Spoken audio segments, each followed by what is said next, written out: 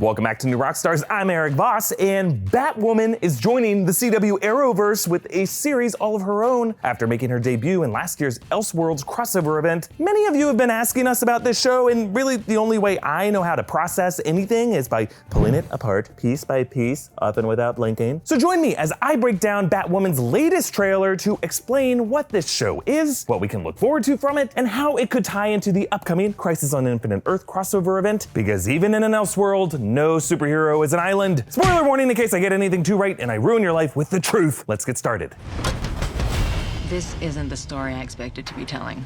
3 years ago, when Batman mysteriously disappeared, it divided Gotham. Okay, in case you didn't know, Kane Batwoman is an adaptation of the 2006 New 52 relaunch of the DC superhero, in which Batwoman is no longer a love interest to Batman or a sidekick, but rather a Gotham vigilante with her own backstory as a lesbian ex-military school cadet turned crime fighter. Played by Ruby Rose in the Arrowverse, this Kane is Bruce Wayne's cousin, a niece to his mother, Martha. Kate first appeared in last year's CW crossover event alongside Supergirl, Flash, and Arrow. Flash and Arrow had their bodies swapped, it was super fun. In Kate's alternate reality, Batman has been missing for 3 years, Kate is filling in. And that's the reality that this series is set in. And it looks like the first episodes will catch us up to how Kate got to that point. So this power trailer includes some vibrant, splashy visuals with neon illuminated images spilling over each other, kind of like ink running from panel to panel of a comic book that's going through an identity crisis. In many shots, the colors even reflect the CMYK color scheme of a comic book. In this imagery, we see a swarm of bats as the bat suit is inlaid over Kate's face. The red light seems to come from an emergency light on either an ambulance or an armored truck, followed by the negatives of a newspaper front page. The headline of that newspaper says,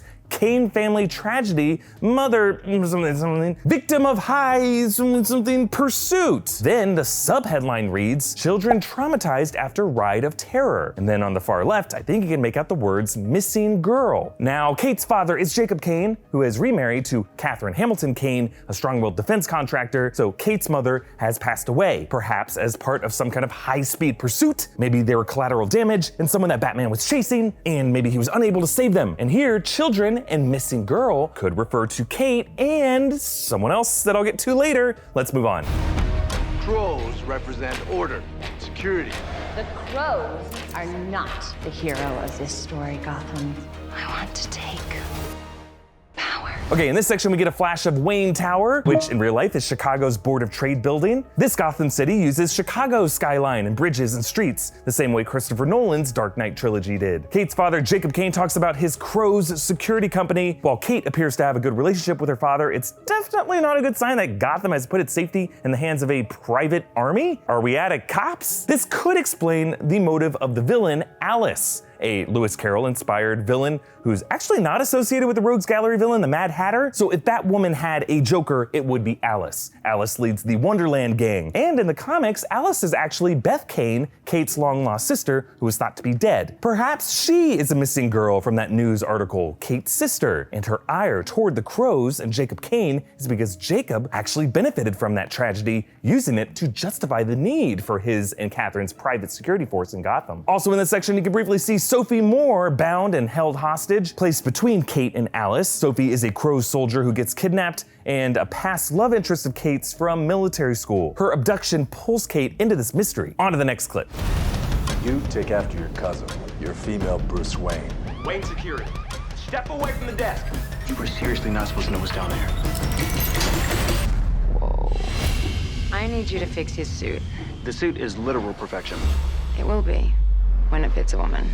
Okay, here Kate runs into Luke Fox, son of Lucius Fox. Luke is serving as caretaker to Wayne Tower, the Batcave, and Batman's suit and tech. And since Kate has now been kind of estranged from her cousin, Luke is Kate's link to Batman's whole world. You can see Kate moving this triangular case, and if you pause at the right moment, the light catches a string of pearls. So this is likely the pearl necklace of Kate's Aunt Martha. The pearls that, we've seen scattering on the pavement again and again and again. Bruce Wayne has kept his mother's necklace in his office in past versions of Batman that we've seen. So perhaps moving this case is how you access the Batcave, because we see Kate descending into the Batcave and the imagery drops her face into Batman's silhouette of his suit, followed by the final layer, Kate's face in the cowl, lit in neon purple. Now, as we've seen in other trailers and the series logo, that splash of purple on black is this series color scheme, and it seems to be coming back again and again and again. On to the final clip of this trailer. You feel safe? Get these people out of here now. What are you doing? The Crows aren't able to. Some see fear, others hope.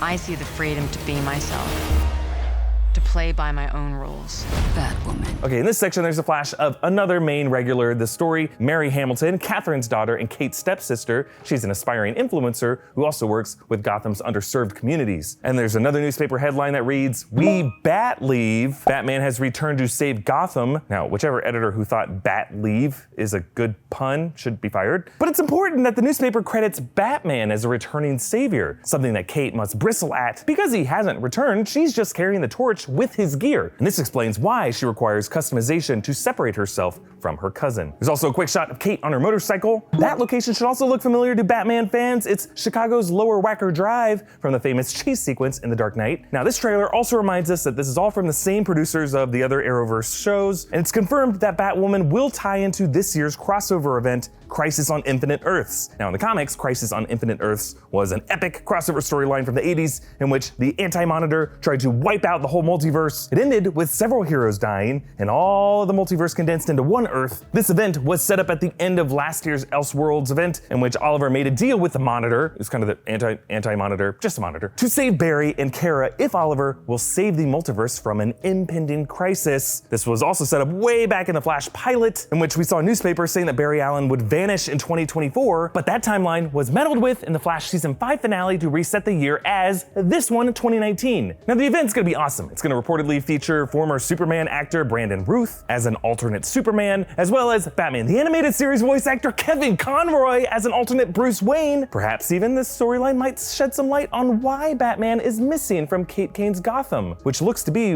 one of the biggest mysteries of this series. Where the hell is Batman? So it sounds like lots of reality switching insanity is coming in December, but it sounds as though Batwoman, for now at least, will stay grounded in this first stretch, dealing with Alice and this possible Crows conspiracy before joining all the other heroes in a battle to save the multiverse. But you can watch Batwoman starting October 6th and every Sunday, 8, 7 Central, in preparation for the Crisis on Infinite Earths in December. Episodes will also be available to stream free on the CW app. But why do you think Batman left Gotham and Batwoman? Comment down below with your thoughts. Follow me on Twitter and Instagram at EA Voss, and subscribe to New Rockstars for more theories about everything you love. Thank you for watching. Bye.